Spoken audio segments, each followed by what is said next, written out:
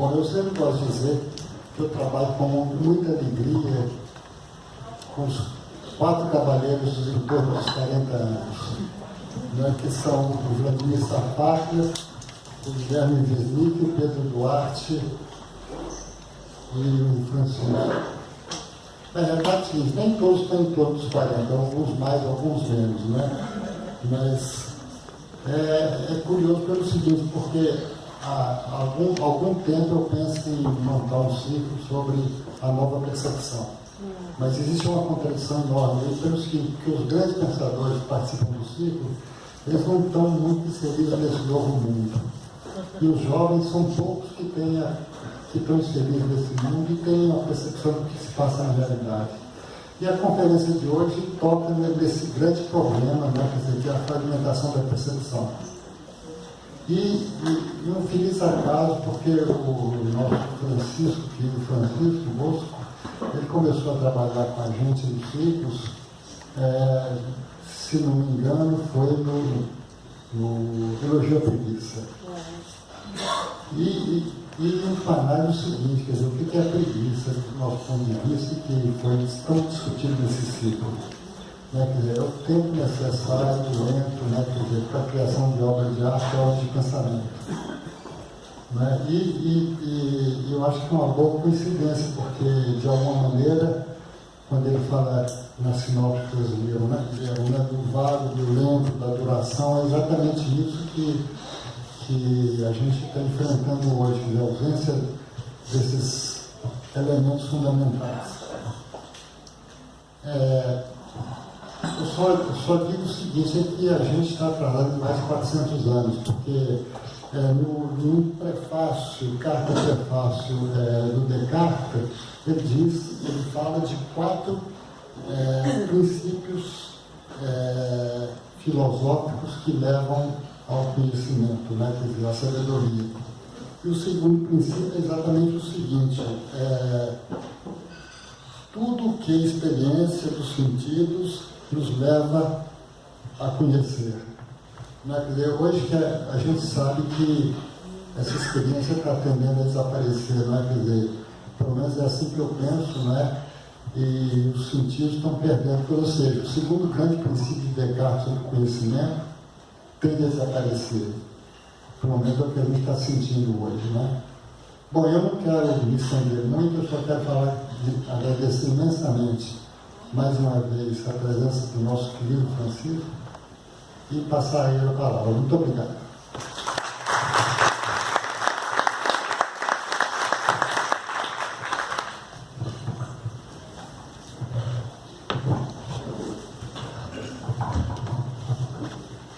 Boa noite a todas e todos.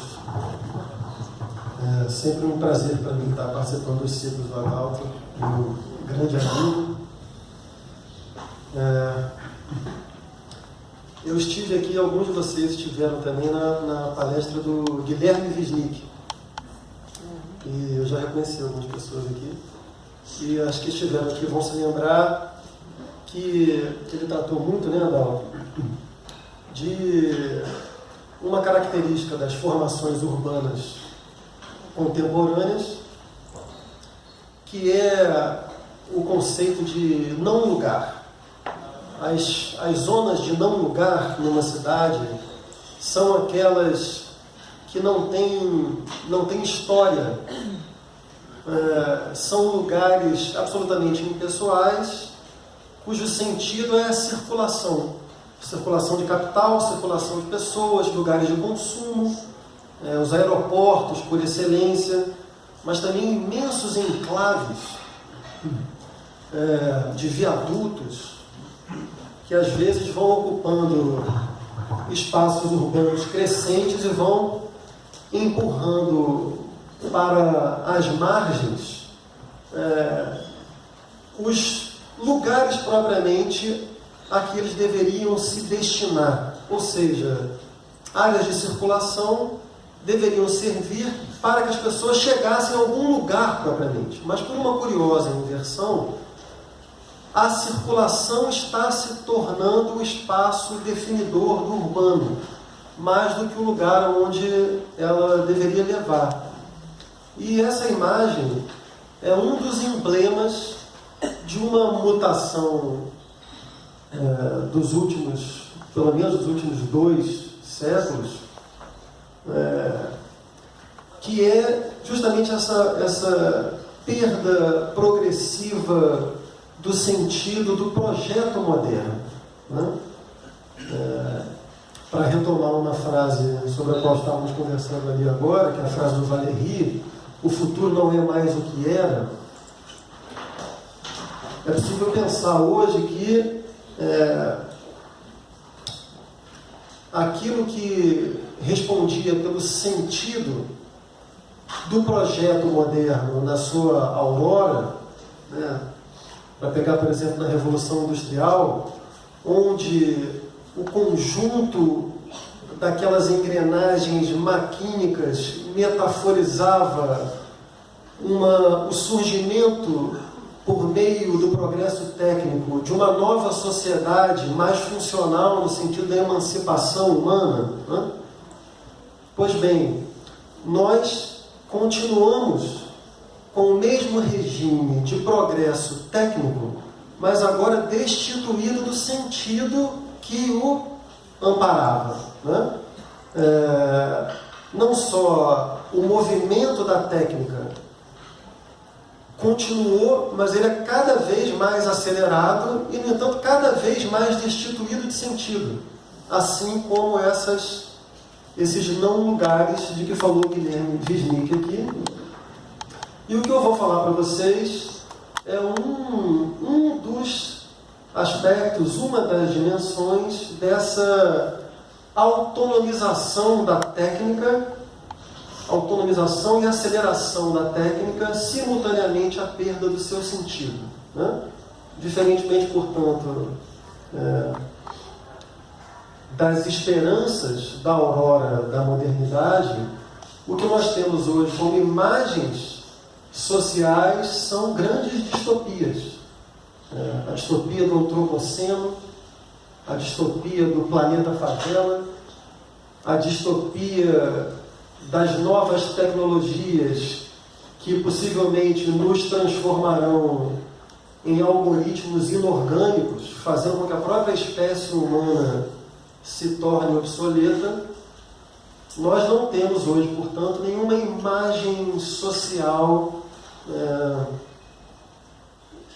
como horizonte afirmativo a que o progresso técnico nos deverá levar, né? Esse é o contexto geral aqui da minha fala, e a dimensão específica de que eu vou tratar dentro desse contexto é a aceleração da técnica no campo da estimulação sensorial. Nós estamos vivendo hoje sob um regime de fragmentação da nossa percepção e de saturação dos nossos aparelhos sensoriais, regime esse que vem causando uma série de consequências, e as mais agudas apontam para uma regressão tão profunda que chega a atingir o processo de hominização da espécie humana, que começou há centenas de milhares de anos atrás. Essa é a tese que eu também vou apresentar a vocês aqui, que é a tese de um filósofo alemão contemporâneo chamado Christoph Tschurke.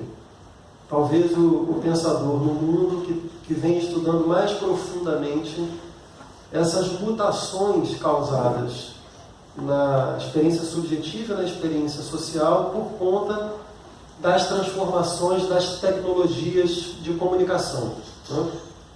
A tese dele é que, por um curiosíssimo efeito dialético, as tecnologias contemporâneas high-tech estão produzindo subjetividades, aparelhos perceptivos absolutamente arcaicos, que ameaçam conquistas da espécie que vêm, portanto, de centenas de milhares de anos atrás. Chegarei lá. Então, muitas das ideias que eu vou apresentar aqui são ideias desse filósofo alemão contemporâneo chamado Christoph Tschurke. que tem uma ligação forte com o Brasil, já foi professor na Universidade Federal do Rio Grande do Sul, se não me engano. A gente costuma brincar que todos nós que fazemos parte do ciclo do Adalto, a gente tem que em algum momento falar do Valéry, porque é um pensador de preferência. O Adalto, sob pena de sermos expulsos do ciclo. Então, eu vou pagar o meu pedágio aqui. E queria ler para vocês uma página do Valéry de 1935, menos de um século, portanto. E é uma página, quando eu li, eu fiquei muito espantado, porque é uma página onde ele já flagra uma mudança na estrutura da nossa percepção do tempo, da nossa relação com o tempo. Isso, portanto, há quase um século atrás. Ele já flagrava aquilo que seria uma mutação e que eu suspeito, portanto, que nós já nem temos a experiência daquilo como perda iminente. Acho que aquilo já foi perdido e nós só podemos acessar por meio de testemunhos antigos. Vamos ver se vocês concordam. Diz o Valéry: o espaço inocupado e o tempo livre são agora apenas memórias. O tempo livre que tenho em mente não é o lazer tal como normalmente entendido. O lazer ainda aparece conosco, ainda permanece conosco, e de fato está protegido e propagado por medidas legais e pelo progresso mecânico. As jornadas de trabalho são medidas e a sua duração em horas regulada por lei. O que eu digo, porém, é que o nosso ócio interno, algo muito distinto do lazer cronometrado, está desaparecendo. Estamos perdendo aquela paz essencial nas profundezas do nosso ser, aquela ausência sem preço, na qual os elementos mais delicados da vida se renovam e se confortam, ao passo que o ser interior é de algum modo liberado de passado e futuro, de um estado de alerta presente, de obrigações pendentes e expectativas à espreita. Mas as demandas, a tensão, a pressa da existência moderna perturbam e destroem esse precioso repouso. Olhe para dentro e ao redor de si. O progresso da insônia é notável e anda par e passo com todas as outras modalidades de progresso. Ou seja, o Valéry estava flagrando ali a desaparição iminente de uma certa experiência do tempo, que é uma experiência de continuidade. Como se fosse uma experiência de plenitude do presente, no presente, não tensionada pelo tempo futuro. Né? Enquanto que, precisamente, a fonte de todas as transformações que eu já comecei a elencar aqui é o regime capitalista, que é um regime que propõe uma experiência temporal debruçada sobre o futuro. Né? O capitalismo depende da inovação, e a inovação é uma experiência do tempo sempre tensionada para frente. Né? Essa página do Valéry, ela nos permite vislumbrar uma espécie de utopia retrospectiva, de um tempo contínuo, uma espécie de durée bergsoniana, né? Um tempo homogêneo, não tensionado pelo tempo futuro, um tempo onde o nosso corpo e a nossa subjetividade podia descansar e restaurar as suas faculdades ativas. E ao contrário, o contemporâneo caminhou em sentido simetricamente oposto a isso que essa página do Valéry nos permite vislumbrar. Né? Teve um livro que saiu recentemente, chamado Capitalismo Tardio, Os Fins do Sono, do Jonathan Crary, que abre com uma distopia assustadora, que é a seguinte: o Departamento Militar dos Estados Unidos veio nos últimos anos investindo enorme quantidade de dinheiro na pesquisa de uma espécie de pássaro, que é um pássaro migratório, que é capaz de, durante o seu período migratório, ficar acordado durante 7 dias e 7 noites seguidas. E o Departamento Militar dos Estados Unidos estava tentando estudar esse pássaro a fim de ver se conseguia descobrir as características genéticas de tal forma que pudessem ser sintetizadas e inoculadas em organismos humanos, obviamente com fins, a princípio militares, né? Criar um soldado que não dorme, possa estar em combate durante 7 dias seguidos. Mas a gente sabe o quanto invenções que passaram a se espraiar pela sociedade em geral têm origem militar. A própria internet, talvez a grande revolução técnica, né, que mudou o sentido do contemporâneo, é uma delas. Então, se a página do Valéry nos permite vislumbrar uma experiência perdida de continuidade no repouso, né, a distopia contemporânea aponta para a tentativa de colonização daquele que é talvez o último refúgio da subjetividade humana, que é o sono. O sono é o único lugar ainda não colonizado pela produtividade. Então, eu vou tratar aqui de uma experiência contemporânea que é a da ocupação total. O regime em que vivemos hoje é um regime de compulsão total à ocupação. Eu não saberia dizer se há alguma esfera das nossas vidas que consegue escapar à compulsão da ocupação. Eu a vejo em todos os lugares. Na nossa experiência temporal, cada vez mais rigidamente cronometrada e fragmentada, né? Na nossa experiência, que é o assunto específico de hoje, sensorial, regimes de estimulação sensória cada vez mais estridentes, totalizantes, cada vez mais nos deixando dessensibilizados para produções de signos de baixa intensidade. Como de resto é que estamos performando aqui nesse momento. Nós somos, nesse momento aqui, sujeitos anacrônicos em altíssimo grau, né?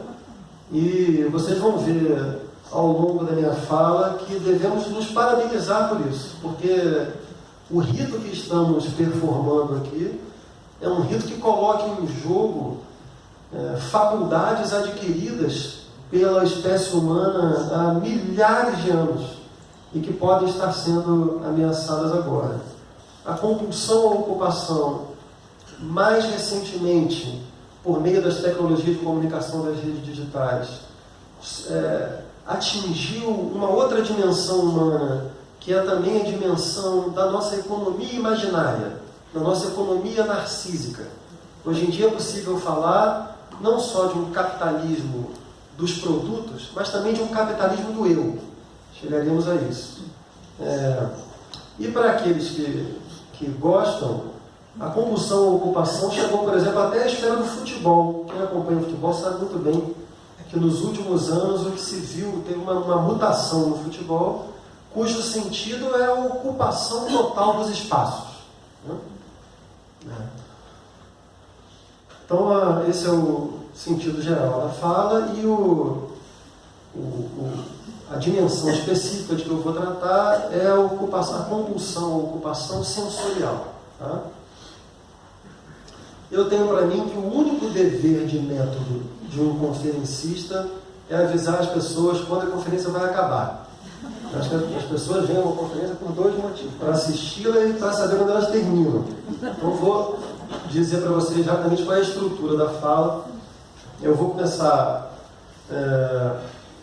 dispondo para vocês alguns dos fios principais dessa rede de compulsão total à ocupação contemporânea.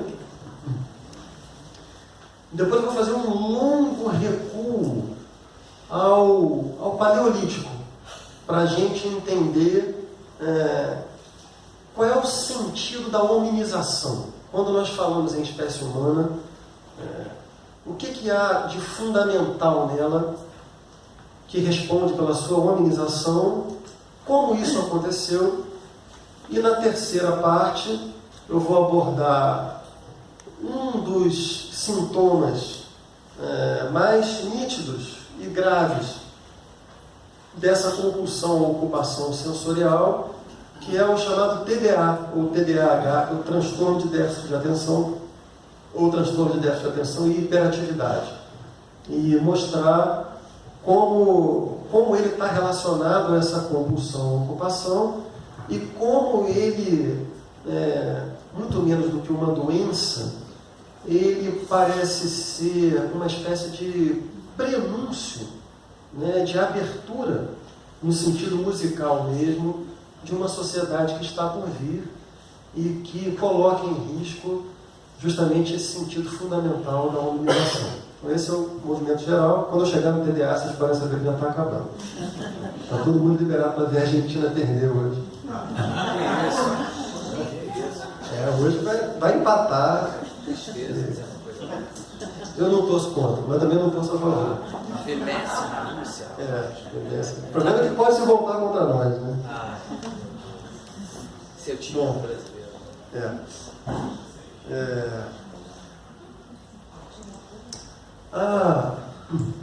A cultura humana teve um regime de repetição.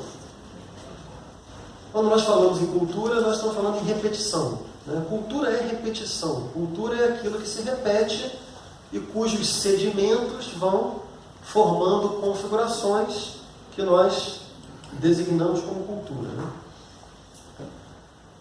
A cultura humana teve um certo regime de uma economia de repetição mais ou menos estável até a Revolução Industrial.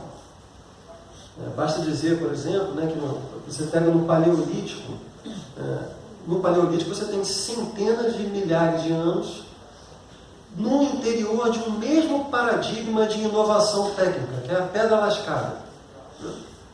No Neolítico, você tem milhares de anos dentro de um mesmo paradigma de revolução técnica à agricultura.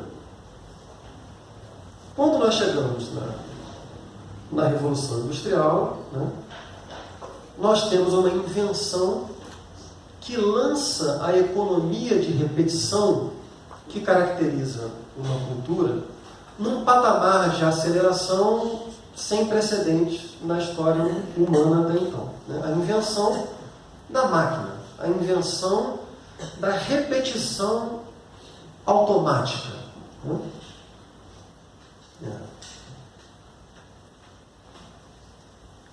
Essa mudança drástica na economia da repetição está articulada ao regime capitalista, que por sua vez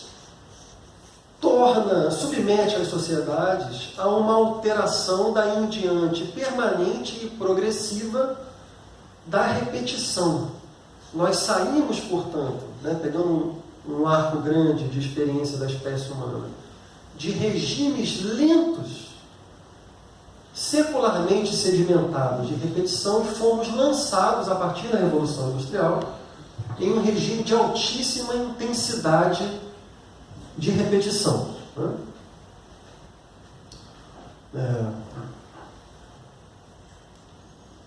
Eu não sei se foi o Marc Auger, antropólogo francês, quem fez uma observação interessante, que foi a seguinte: até há poucas décadas atrás, eram os objetos que sobreviviam aos homens.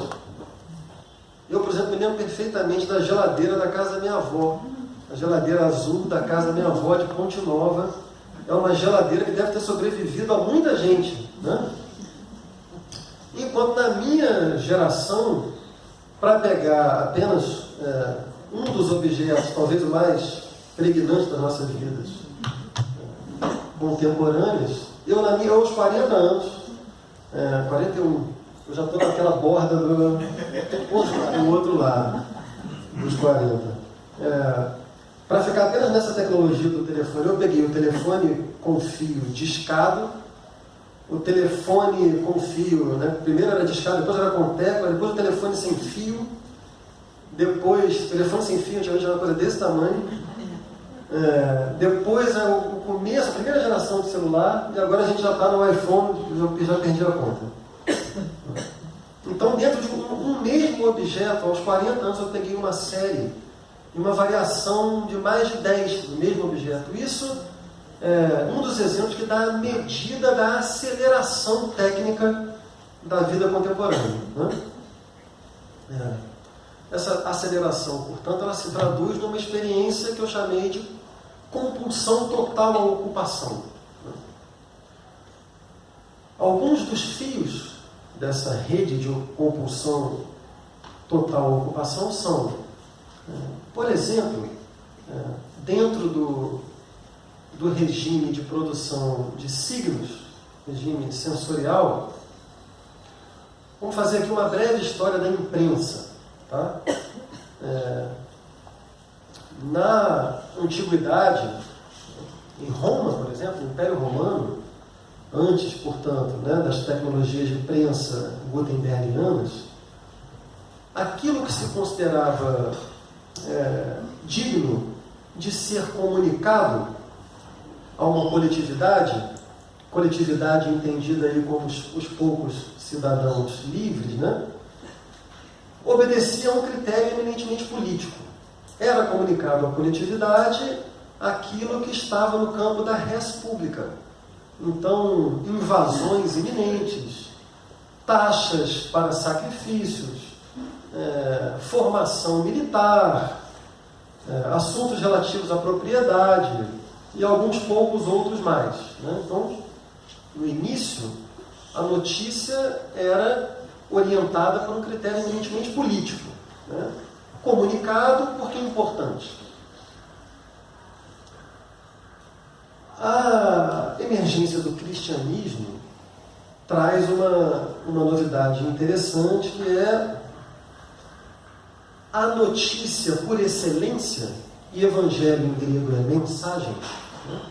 A mensagem por excelência não é mais aquela do campo profano, político, mas sim do campo transcendental. A mensagem é aquela que diz respeito à vida e à morte e à salvação. Portanto, a mensagem é aquilo que é, por excelência, o comum, mas o comum não na dimensão do profano, o comum na dimensão do transcendente. Agora, saltemos alguns séculos, já mais ou menos no século 17, 18, quando no contexto de uma prensa gutenbergiana, os jornais passam a ser veículos, primeiro semanais, depois diários, e aí já dentro de um sistema capitalista, os jornais precisam de notícias.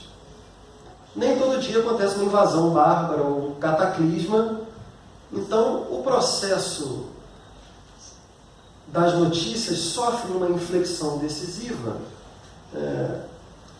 cujo sentido é a imprensa passa a ter que produzir acontecimentos, não mais noticiá-los, mas produzi-los. E progressivamente, a gente já entrando no século XX, isso é muito nítido, não basta apenas produzir as notícias, mas destacá-las dos concorrentes. Como é que você destaca as notícias dos concorrentes? Por meio de estimulação sensorial progressiva. Uma história tipográfica da imprensa certamente mostraria a evolução de folhas com tipos mínimos, com pequenos espaços brancos e sem nenhuma figura, para o regime que a gente chega hoje, que é tipos grandes, com muitas fotos coloridas e maior quantidade de espaços brancos possíveis. Em Roma Antiga, a notícia era a res pública. Para o cristianismo, a notícia é a mensagem, o evangelho da salvação. E para a vida moderna, a notícia é news. News é a novidade. Então você tem a passagem de um paradigma político para um paradigma transcendental religioso, para, na contemporaneidade, um paradigma eminentemente fisiológico. A lógica que orienta a notícia contemporânea, ela é, sobretudo, a lógica da estimulação sensorial. é preciso destacar as notícias dos concorrentes, né? Esse processo de necessidade de estimulação sensorial, ele contamina todos os outros sistemas. Ele encontra o seu lugar por excelência na propaganda, que é o lugar do capitalismo, do destaque da concorrência, mas já quase não há área da experiência social em que essa lógica do destaque pela estimulação sensorial esteja ausente. Assim, por exemplo, a vida política conta com tecnologias de estimulação sensorial. Não há, por exemplo, uma campanha política que não conte hoje com uma tecnologia de marketing que vá produzir a sua mensagem política por técnicas que são técnicas da propaganda, né? A propaganda se tornou uma espécie de modelo de toda a produção de signos da experiência contemporânea. A própria arte, que seria o sistema de signos, por definição resistente à lógica da propaganda, também é hoje, há um tempo, resistência e sintoma. A arte também está submetida a essa tensão. A arte seria, por excelência, o lugar do regime de signo de baixa intensidade. Né? A arte é o sistema que se opõe ao sistema da propaganda, por exemplo. Né? Como é que funciona o sistema da propaganda? Funciona por meio da identificação dos sujeitos daquilo que ele já é. Isso é a propaganda, né? Você tenta identificar como uma subjetividade já é constituída para oferecer a ela aquilo que ela já é. O Tom Zé, que dizia: toda vez que eu ouço falar em um público-alvo, eu me abaixo com medo de levar um tiro. É exatamente isso. A publicidade é um tiro ela tenta identificar aquilo que você é. A publicidade lida com o sujeito tal como ele existe. A arte lida com o sujeito tal como ele pode existir.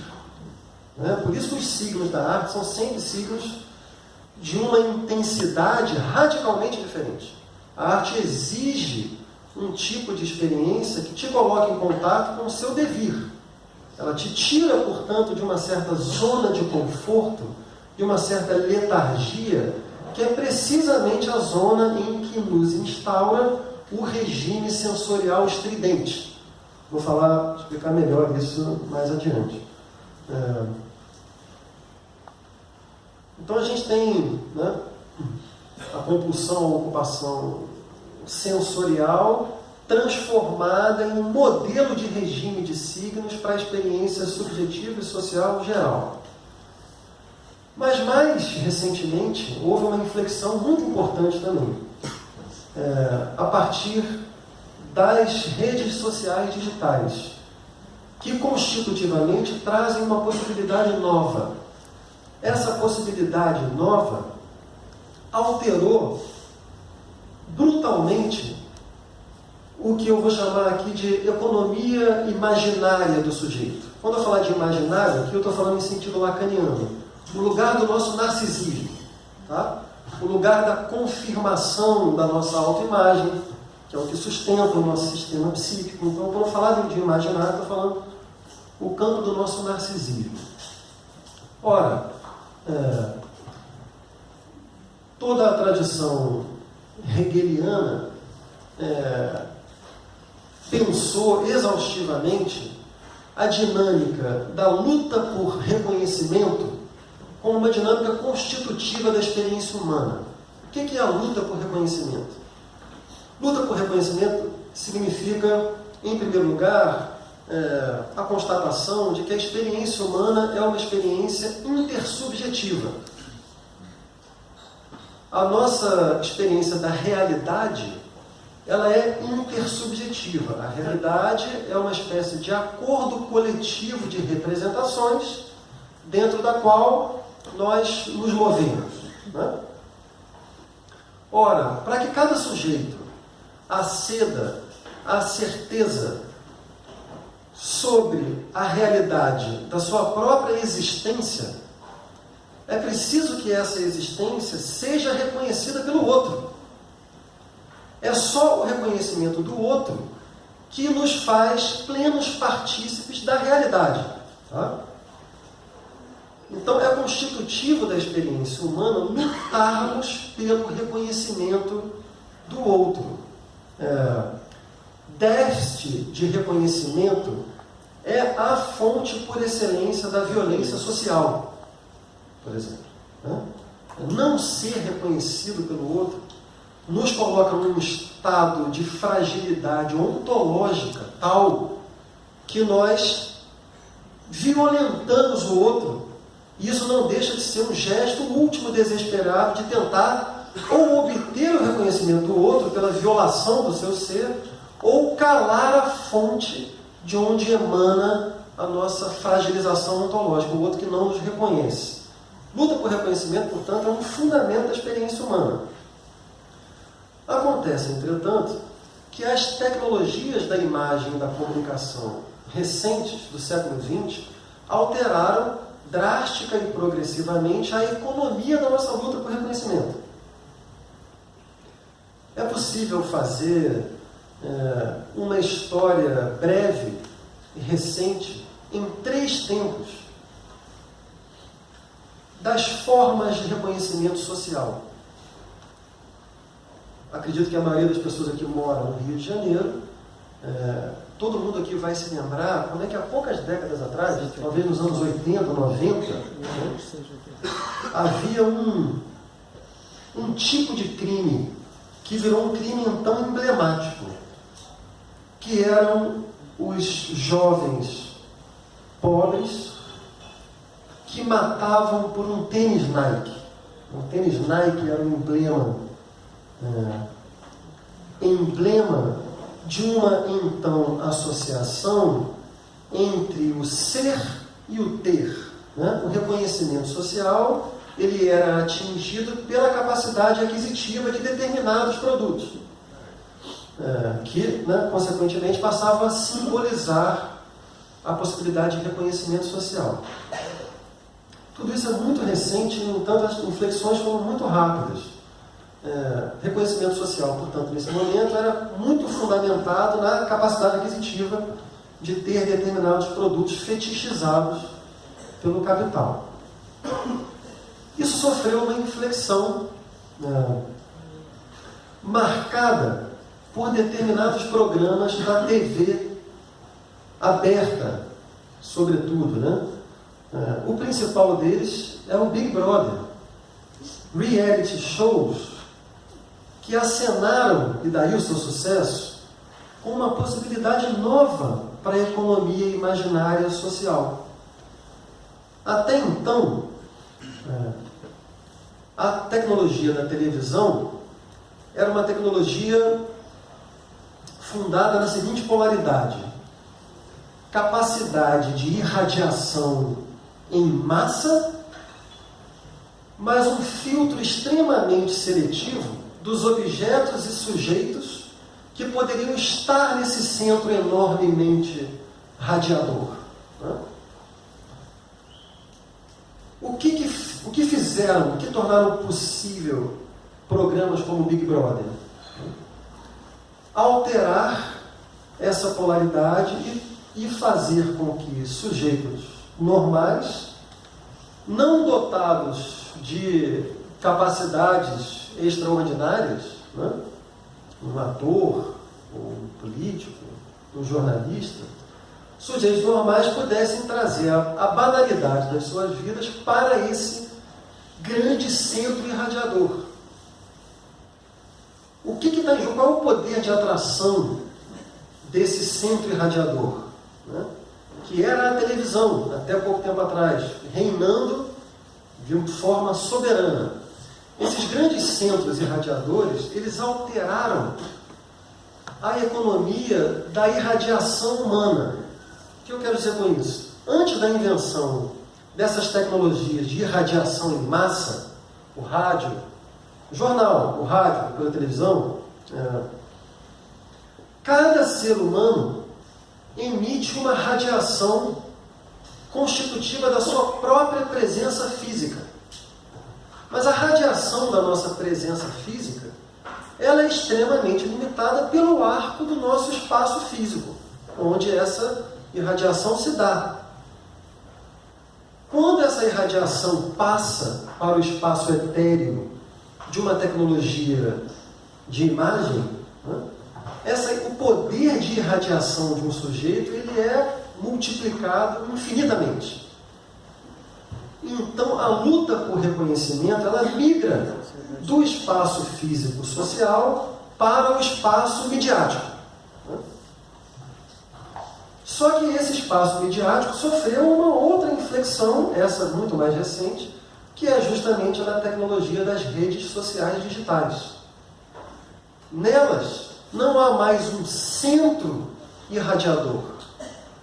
Há a mesma capacidade global de irradiação destituída de centro. Qualquer sujeito pode agora entrar nessa ferramenta de autocomunicação para lutar por seu reconhecimento.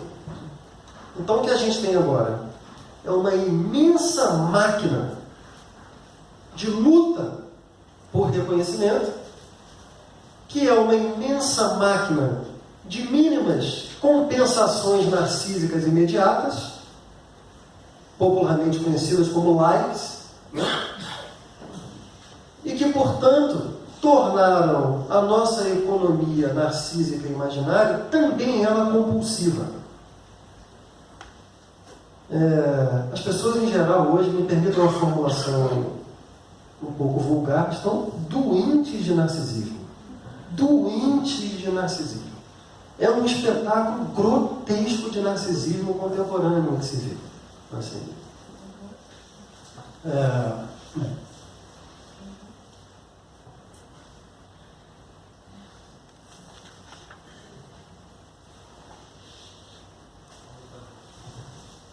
Então nós hoje, essa compulsão, a compulsão à ocupação, ela chegou ao âmbito do eu.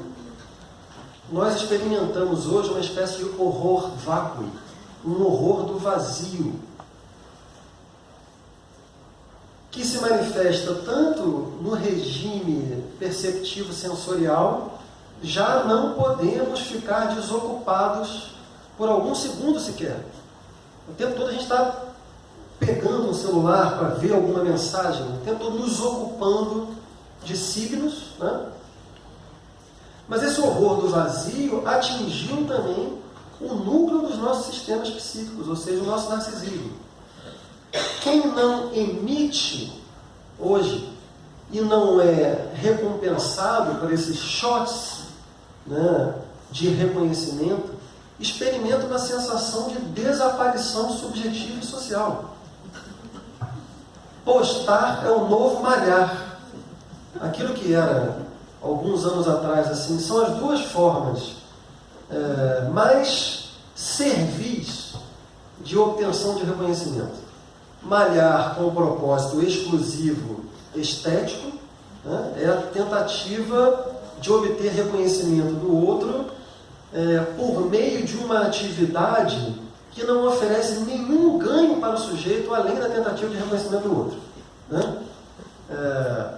As estratégias, digamos assim, clássicas de obtenção de reconhecimento apresentam benefícios enormes para o sujeito. Se você se dedica à música, ou à arte, ou à arquitetura, ou à política, ou ao que quer que seja, né, que amplia a sua subjetividade, amplia a sua experiência de vida, e como um efeito colateral, isso te obtém, isso te traz reconhecimento, é uma coisa. Agora, formas de obtenção de reconhecimento, cuja finalidade é exclusivamente a obtenção de reconhecimento, são formas servis.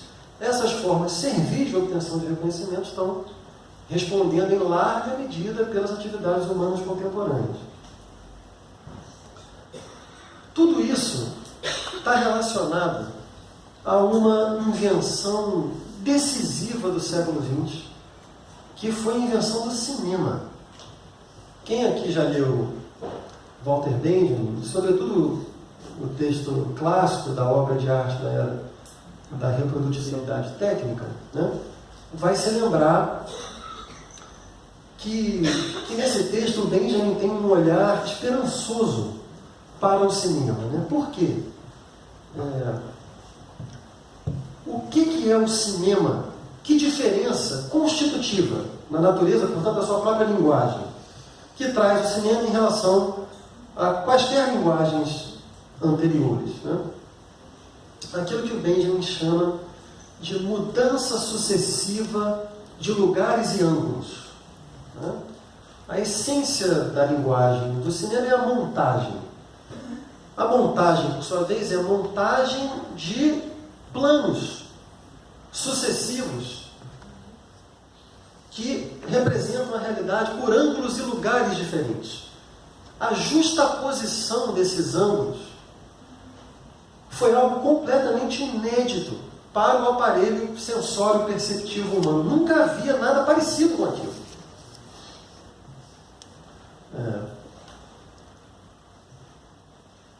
Esse regime de signos novo, fragmentado e ao mesmo tempo altamente estimulante, porque não é comparável, por exemplo, àquilo que a literatura de vanguarda também experimentou. Em diversos escritores de vanguarda, a gente pode dizer que há uma técnica parecida com a do cinema.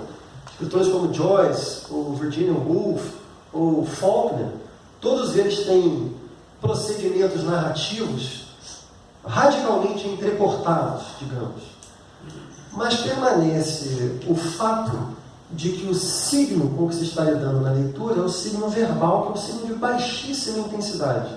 No cinema você está lidando com uma imagem produzida por luz, numa câmera escura, com som, a partir de um certo momento. Né?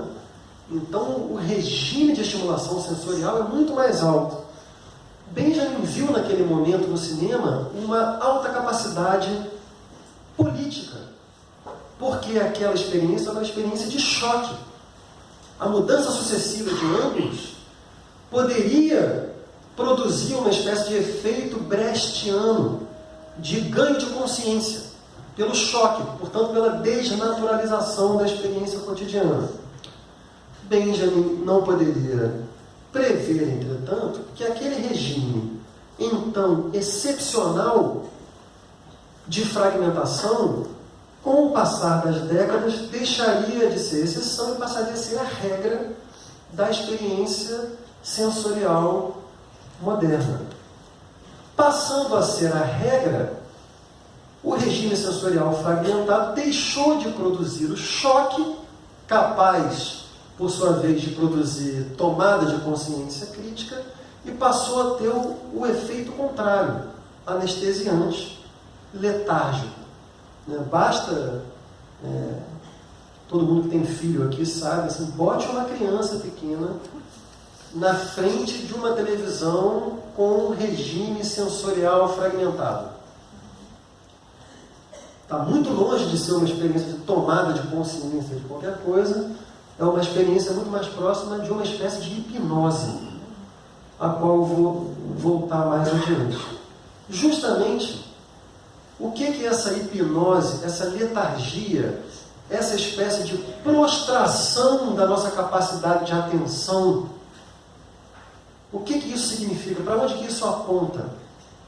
Aponta justamente para a perda da capacidade de atenção. Eu tenho a mais pura convicção de que não tem nenhuma pessoa aqui nessa sala que possa se dizer incólume ao processo de perda da capacidade de atenção progressiva que nós estamos experimentando a partir desse regime exponencial de estimulação sensorial. Né? O que nos leva à segunda parte aqui da minha fala, que é a tentativa de compreensão de como se formou a atenção humana e o quanto ela foi importante para a experiência humana.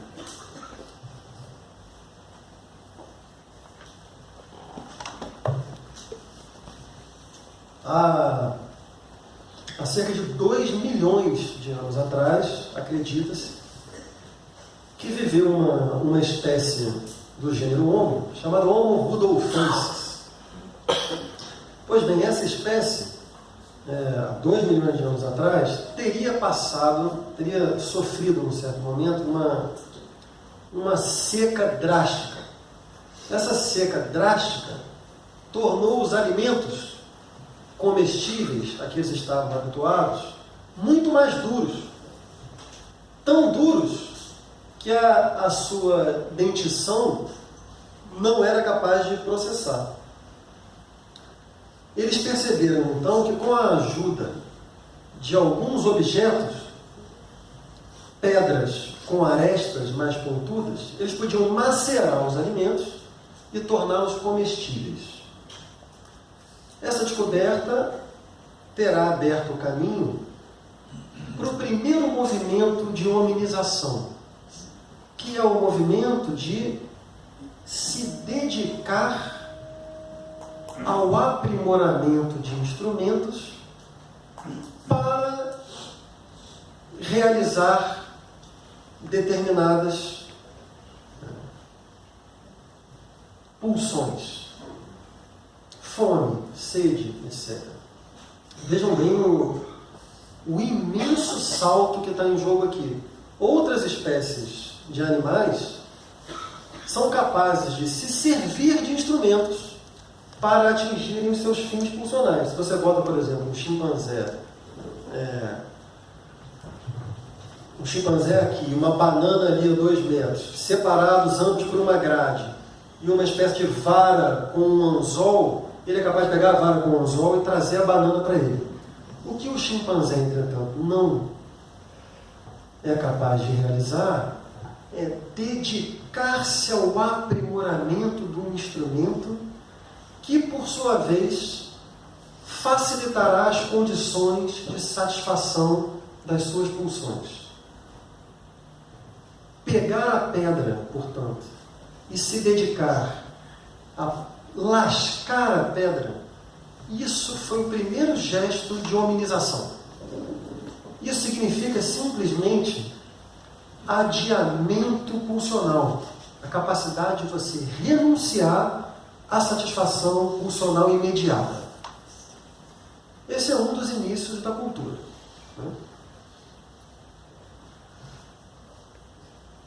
Mas há, entretanto, um passo mais fundamental, o passo que viria a realizar a hominização em sentido pleno. Esse passo só seria dado milhões de anos depois, quer dizer, já dentro da espécie Homo sapiens. Acredita-se que a partir aí de 200 mil antes de Cristo, né? E notem que os estudiosos desse campo podem errar com muita facilidade depois de 50 a 60 mil anos, como a gente hoje erra.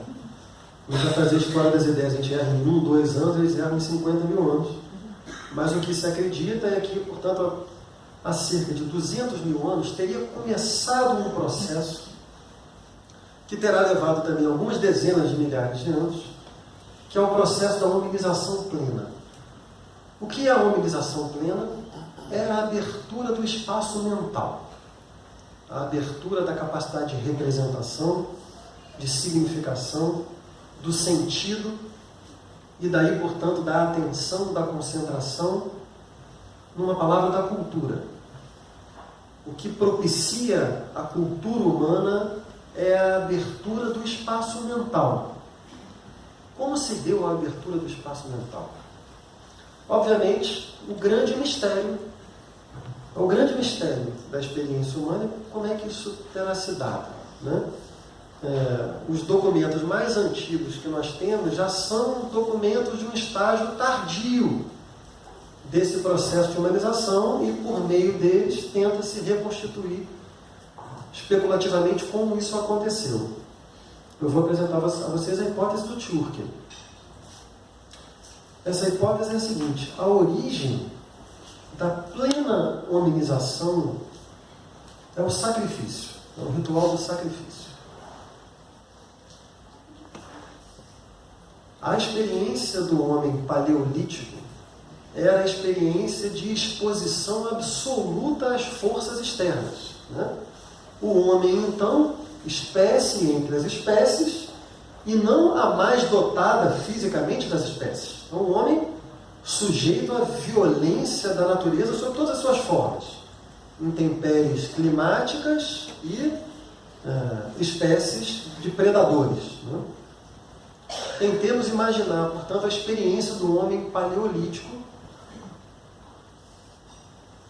experiência que me parece ser traduzida pela palavra pavor, né?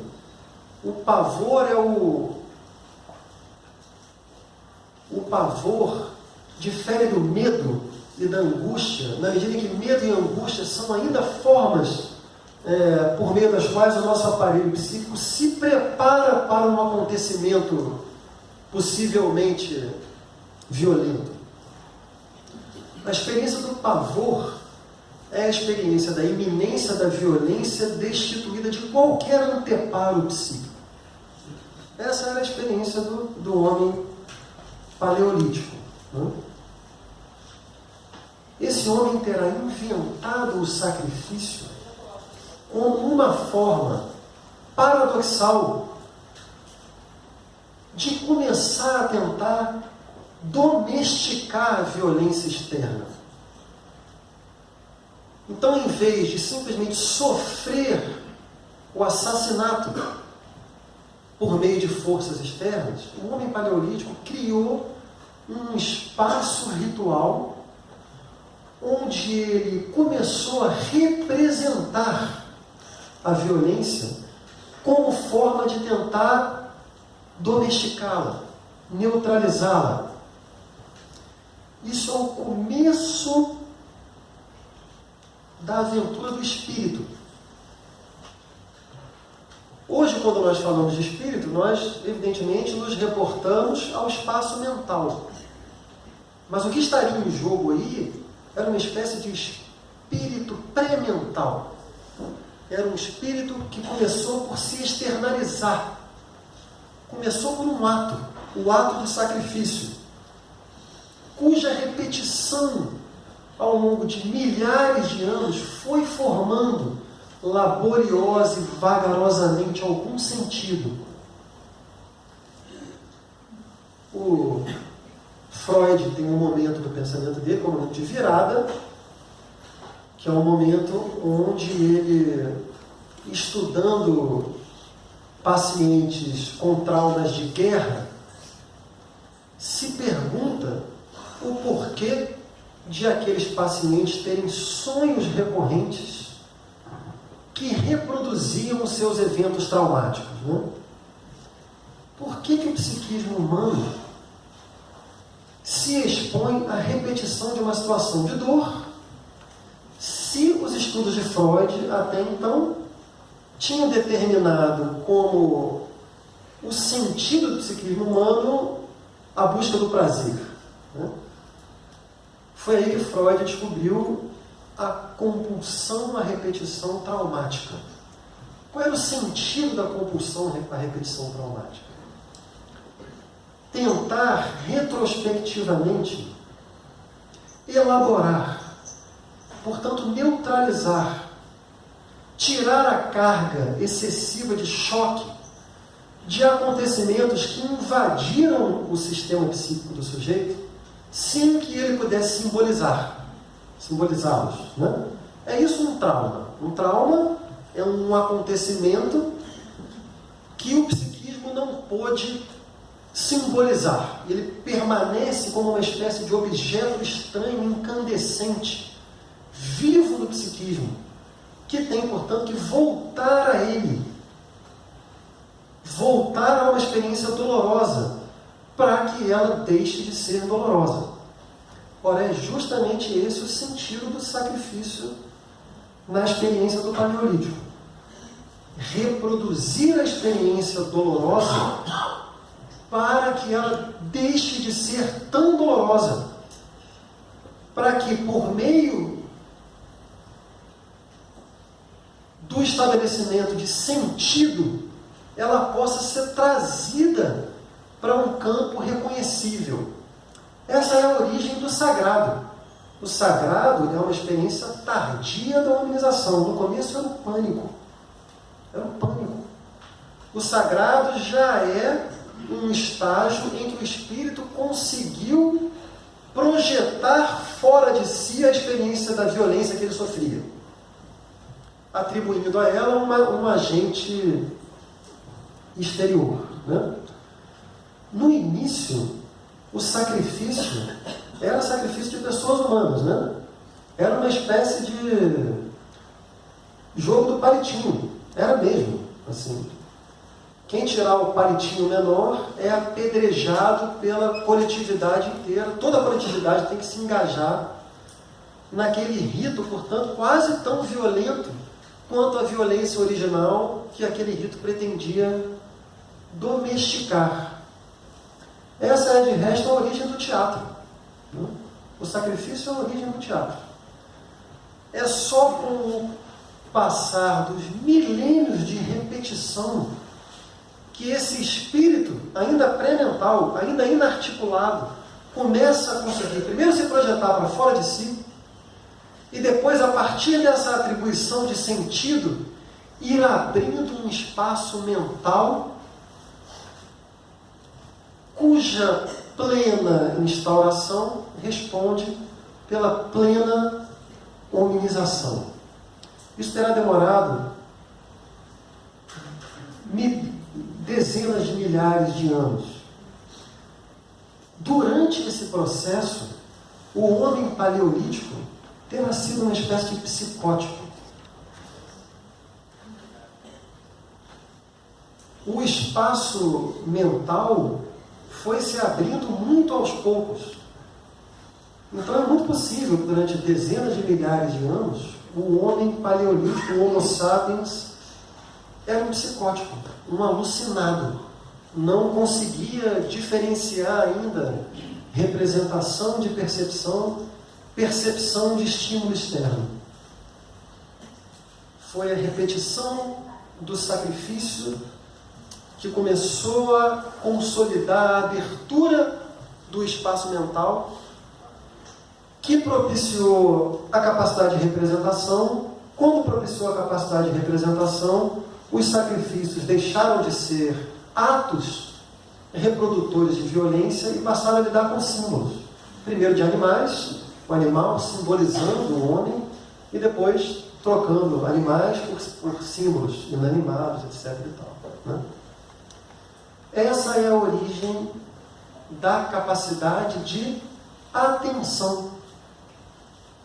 O espaço mental significou simplesmente a capacidade de a espécie humana se dissociar dos estímulos externos frequentes, deixar apenas de responder aos estímulos externos e criar um espaço próprio que é capaz de repercutir um estímulo externo para muito além da extinção desse estímulo. É isso que caracteriza a capacidade de atenção humana. Dissociar-se do estímulo externo. Ter uma independência em relação ao estímulo externo. Ora, é justamente essa capacidade que está sendo ameaçada pelo regime sensorial estridente em que nós vivemos hoje, e cujo sintoma talvez mais nítido sejam as crianças com TDA. E agora chego, portanto, à última parte aqui da fala. De uma perspectiva filosófica, o TDA, diferentemente do que a psiquiatria e aqueles famigerados manuais dos DSMs americanos, né, pensaram, em alguma medida pensam até hoje, da perspectiva filosófica, o TDA é muito menos, ou não é absolutamente, uma disfunção na regulação da dopamina, passível, portanto, de ser tratada como metilfenidato, popularmente conhecido como Ritalina, né? E muito mais apenas uma configuração mais radical de um regime perceptivo que é o próprio regime da cultura como um todo. Todos nós somos, em alguma medida, TDAs. Todos nós. Né? As crianças com TDA, elas apenas apresentam as características que todos temos de uma maneira muito mais aguda. Qual é essa maneira? Dificuldade crônica de concentração, tendência à interrupção frequente, sem motivo aparente, impossibilidade, portanto, de levar a cabo quaisquer das atividades a que se propõe, dessensibilização para signos de baixa intensidade, contação de histórias, leitura, e absoluto fascínio pelo regime sensorial fragmentado estridente. Né? As crianças com TDA que não são capazes de se concentrar em nada, basta que você as coloque diante de uma televisão e elas aparentam uma capacidade de concentração absoluta. Evidentemente, essa capacidade de concentração é só aparente, porque o que está em jogo ali não é nenhuma relação de profundidade de atenção com aquilo que ela está vendo, ao contrário. É um estado de letargia tal que nenhuma das faculdades fundamentais da experiência de humanização está ali sendo mobilizada e desenvolvida. Façam, por exemplo, a experiência de pedir a uma dessas crianças que narrem o que estão vendo, por exemplo. Serão incapazes. Né? Então, o que as crianças com TDA parecem anunciar é esse curiosíssimo efeito dialético por meio do qual a atenção humana laboriosamente conquistada no Paleolítico e que chegou a um nível de aprofundamento, de capacidade de abstração tal que permitiu a criação de uma sociedade da técnica, que por sua vez criou uma tecnologia da imagem, cujos caminhos foram tais que agora, nesse giro dialético do parafuso, estão nos levando à ameaça de perder conquistas da época do Paleolítico.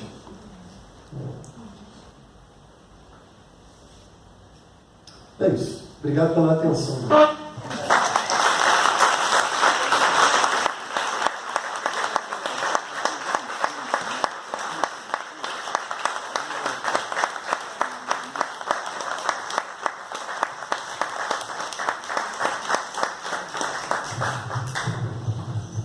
Obrigado, Francisco, principalmente pela menção ao Valério. Bom, eu gostaria muito de agradecer imensamente essa conferência, dar a conferência para vocês no debate.